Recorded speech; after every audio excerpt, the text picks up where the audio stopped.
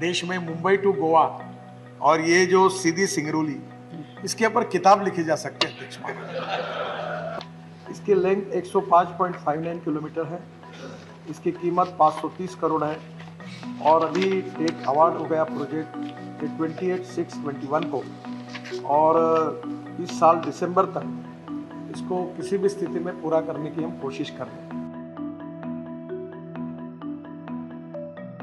90% तो क्या, अभी भी 10% भी पूरा हुआ नहीं दिख रहा है और ये इसी हाल में है। कितना अनसेफ है, कब कोई पत्थर गिर जाए, कब कोई गाड़ी गुजर रही है उसके ऊपर पड़ जाए, आप नहीं कह सकते। लेकिन जो लोग यहाँ से रोज़ गुजरते हैं, जो ट्रक्स यहाँ से रोज़ गुजरते हैं, वो इसी हाल पर इस रोड को इस्तेमाल करने के लिए मजबूर हैं। आपको जो ट्रक निकलता हुआ दिख रहा है उसके पीछे कितनी धूल उड़ रही है। इसमें भी ऊपर तो क्योंकि कोल है तो एक पीले रंग के प्लास्टिक के पन्नी से उसको ढका गया है, लेकिन आप धूल देखिए।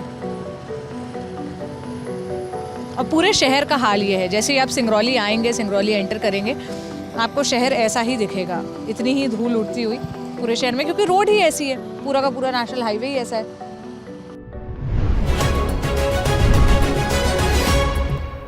मेरे पीछे आपको धूल के गुबार के बीच हिचकोले खाते हुए जाते हुए जो ट्रक दिख रहे हैं, इसमें कोयला भरा है और ये सिंगरौली से लेकर सीधी तक के बीच में जो हाईवे पड़ता है, ये उसका रास्ता है।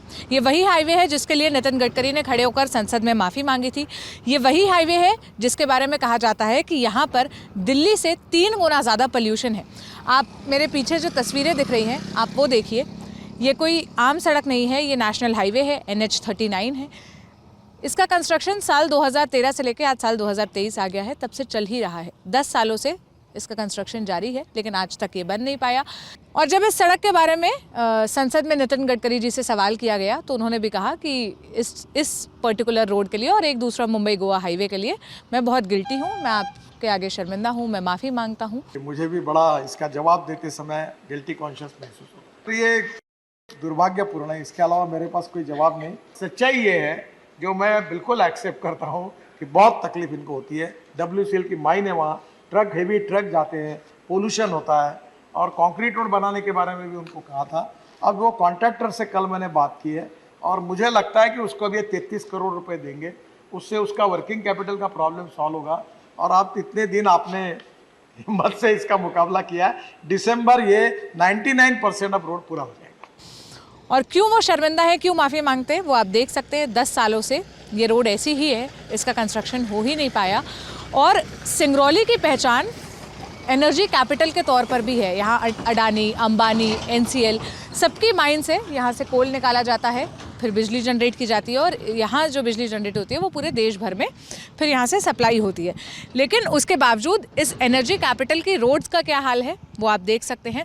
और रोज़ाना ऐसे कम से कम 20,000 ट्रक इसी रोड से कोल लेकर गुजरते हैं और उसके कारण जो और धूल, मिट्टी, पोल्यूशन क्रिएट होता है, उससे यहाँ के लोग बेहद परेशान हैं। उनकी क्या समस्याएं हैं, ये जानने समझने के लिए हम आगे के गांव की तरफ जाएंगे, जो यहाँ से विस्थापित हुए हैं इस ज़मीन से जहाँ पर NH बन रहा है।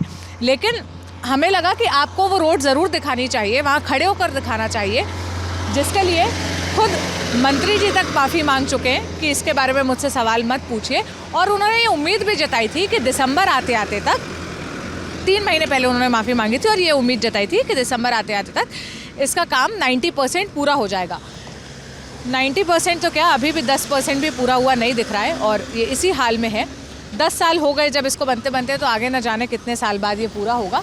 लेकिन आप बस यहाँ का एक बार नज़ारा देखिए और बिना मुंह पे कपड़ा रखे यहाँ से कोई गुजर नहीं सकता। इसलिए बाइक पे भी जो लोग गुजर रहे हैं, आप उन्हें देखेंगे कि उनके मुँह पे कपड़ा बंधा हुआ है, या जो लोग आ रहे हैं वो भी मुँह पे कपड़ा बांध कर आ रहे हैं। यहाँ इतनी ज़्यादा धूल और इतनी ज़्यादा मिट्टी है। हम ठंड के वक्त अक्सर दिल्ली से खबरें सुनते हैं, AQI की खबरें सुनते हैं कि दिल्ली में अब पोल्यूशन बढ़ गया, पराली जल रही है उस वजह से। लेकिन यहाँ के लोगों के लिए ये परमानेंट हाल है। दिल्ली से 3 गुना ज़्यादा पोल्यूशन यहाँ पर है और यहाँ पर लोग उसी के साथ रहने के लिए मजबूर हैं। उनके पास और कोई ऑप्शन नहीं है। पिछले 10 साल से तो वो इसी तरह रह रहे हैं, आगे और कितने साल तक उन्हें रहना पड़ेगा ये तो हमारे अधिकारी ही बता सकते हैं, नेता ही बता सकते हैं, जिनके ऊपर ये जिम्मेदारी है कि ये कंस्ट्रक्ट हो जाए। नीचे की तरफ भी आपको दिखाते हैं कि कैसे पहाड़ काट कर चौड़ी जो रोड बनने का रास्ता है वो तो क्लियर कर दिया गया, लेकिन रोड का कोई नामो निशान नहीं है। धूल मिट्टी ही है जो पसरी हुई है और आपको काटे हुए पहाड़ के हिस्से भी दिखेंगे। थोड़े बहुत पत्थर हैं जो यहाँ पर पड़े हुए हैं और ये कितना अनसेफ है, कब कोई पत्थर गिर जाए, कब कोई गाड़ी गुजर रही है उसके ऊपर पड़ जाए, आप नहीं कह सकते। लेकिन जो लोग यहाँ से रोज़ गुज़रते हैं, जो ट्रक्स यहाँ से रोज़ गुज़रते हैं, वो इसी हाल पर इस रोड को इस्तेमाल करने के लिए मजबूर हैं। यहाँ तक कि जहाँ हमने पैर रखा हुआ है, आप हमें चप्पल जूतों का हाल देख सकते हैं कि सिर्फ खड़े होने भर से ही यहाँ पर क्या हाल हो गया है। ये किसी गांव या कस्बे की सड़क होती तो आप कहते कि ठीक है, रोड बन रही है, कंस्ट्रक्ट हो रहा है, लेकिन ये पिछले 10 साल से नेशनल हाईवे कंस्ट्रक्ट हो ही रहा है। और किस स्पीड से यहाँ पर इन ट्रक्स को और लोडर्स को गुजरना पड़ता है, आप ज़रा वो भी देखिए।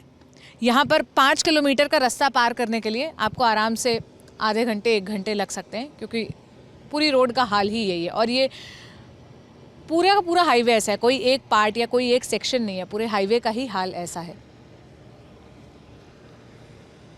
एक ट्रक जो अभी नीचे से गुजर कर आएगा, आप देखिएगा कि जब वो नीचे से गुजरता है इस धूल मिट्टी के बीच से, तो कितना पोल्यूशन क्रिएट करता है, कितनी धूल उड़ती है, कितनी मिट्टी उड़ती है।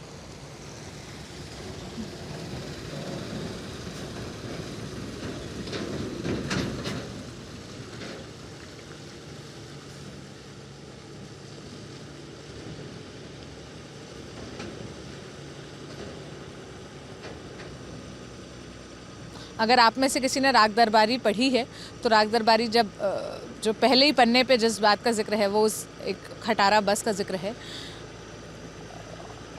और वो तो चलो बस की हालत के कारण उस स्पीड पर चलने को मजबूर थी। यहाँ पर सड़क की हालत के कारण सारे ट्रक, वैन और जो भी गाड़ियाँ हैं वो इसी स्पीड पर जाने के लिए मजबूर हैं।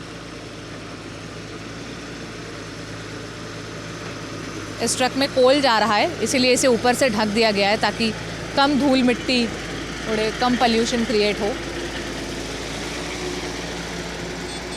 नीचे की तरफ देखना, आपको जो ट्रक निकलता हुआ दिख रहा है उसके पीछे कितनी धूल उड़ रही है। इसमें भी ऊपर तो क्योंकि कोल है तो एक पीले रंग के प्लास्टिक के पन्नी से उसको ढका गया है, लेकिन आप धूल देखिए। और पूरे शहर का हाल ये है, जैसे ही आप सिंगरौली आएंगे, सिंगरौली एंटर करेंगे, आपको शहर ऐसा ही दिखेगा, इतनी ही धूल उड़ती हुई पूरे शहर में, क्योंकि रोड ही ऐसी है, पूरा का पूरा नेशनल हाईवे ही ऐसा है। 3 महीने पहले इसी नेशनल हाईवे के लिए नितिन गडकरी जी ने संसद में माफ़ी मांगी थी।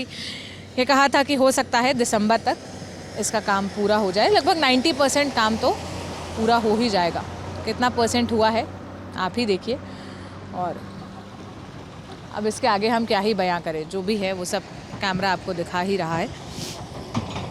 दिल्ली के वो 4 महीने जब AQI बढ़ा हुआ होता है तो आप देखते हैं कि नेशनल लेवल पर खबरें, अखबार, सब कुछ इसी से पटे पड़े होते हैं कि AQI इतना ज़्यादा बुरा है, सांस लेने में कितनी तकलीफ़ हो रही है, लोग रह नहीं पा रहे हैं। लेकिन वो दिल्ली है, यहाँ से दिल्ली दूर है, इसलिए यहाँ की खबरें उस तरह से नेशनल हेडलाइंस का हिस्सा नहीं बनती या फिर नहीं बताई जाती। लेकिन जो यहाँ के रहने वाले लोग हैं, जो यहाँ के लोकल लीडर्स हैं, जो नेता हैं, वो हमेशा इस मुद्दे को उठाते रहते हैं। अब कब कंस्ट्रक्ट होगा ये तो आला अधिकारी ही जाने। हमें लगा कि एक वीडियो रिकॉर्ड करके यहाँ का हाल आपको बताना चाहिए, इसी इंटेंशन के साथ हमने इसे रिकॉर्ड किया। कैमरे के पीछे मेरे साथी विजय हैं, मेरा नाम सोनल है। आप क्या सोचते हैं, आपकी क्या राय है, हमें कमेंट बॉक्स में बताइएगा। हम सिंगरौली से लेकर जो सीधी तक हाईवे जाता है NH 39, उसके बीच में खड़े होकर ये रिपोर्ट आपके लिए रिकॉर्ड कर रहे थे। शुक्रिया।